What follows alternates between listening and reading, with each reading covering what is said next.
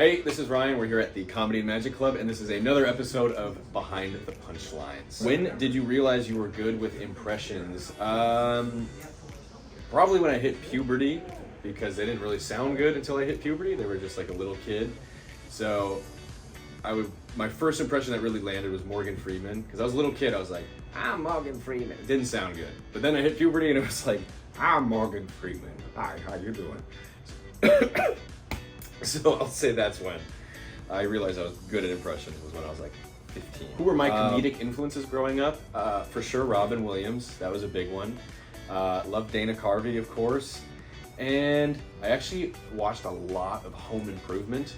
So Tim Allen was a big one because that was like I didn't have cable, so I could only really watch network TV, and that was the biggest show when I was a kid. So Home Improvement and Dane Cook. Dane Cook was the biggest comedian when I was 9 years old, and that was like the first stand-up I really saw. So I would say those. How do I come up with new material? Often when I'm driving. I'm usually driving and I'm like speaking out loud, or I'm yelling at another driver, and through that anger of driving in LA, I come up with things out loud, and that's where I come up with my material. Have I ever had a nightmare performance? Yes, more than one. The first nightmare I think of is someone was a really big fan, which was great, but they also knew all of my material and would say it before I could finish my punchlines because they'd seen me perform so much. So they sort of ruined every joke the whole night. Even though that was very, very nice, I couldn't say a joke because he knew all of them. So that was not easy. Funniest person I've ever met is my high school friend Miguel. Is the funniest person I've ever met. I've met a million comedians. He's the funniest. I often find that comedians in real life aren't always that funny, but Miguel's always funny, man. Favorite comedy special of all time. All time's hard, but I'll say the one I've seen the most is The Tennessee Kid by Nate Bargatze. I've seen that at least 10 times. I'll put it on whenever I'm bored. So that's my favorite one of all time. First time I performed here was December a year ago. And I got recommended by my friend Ryan Goldsher, and Richard gave me a shot, let me do 5 minutes, and I was so nervous, and it was like the Christmas show time, and there was all the tree on stage, and I was so nervous, but it went well, and it's my favorite club I've ever performed at, ever.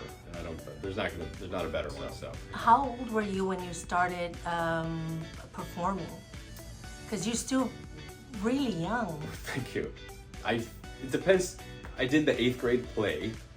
That was like my first performance. I was in Beauty and the Beast. I was Lumiere in whatever. I was 8th grade, so I was like 12. But the first time I did stand-up was when I was 15.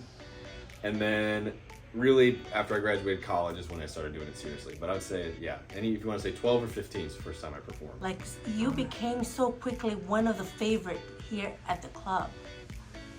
That's very nice.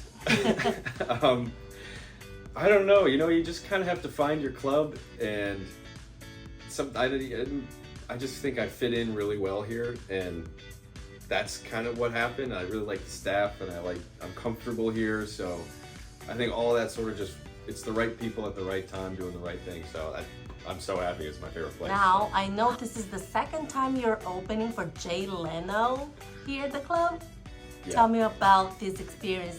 Like opening for such a legend. It's really nerve-wracking, but backstage he's very cool and easy to talk to, so it's like he kind of takes the pressure off you. He's like, hey, have a good set. Yeah, it's really good. Have a good set. It's gonna be great. It's gonna be great.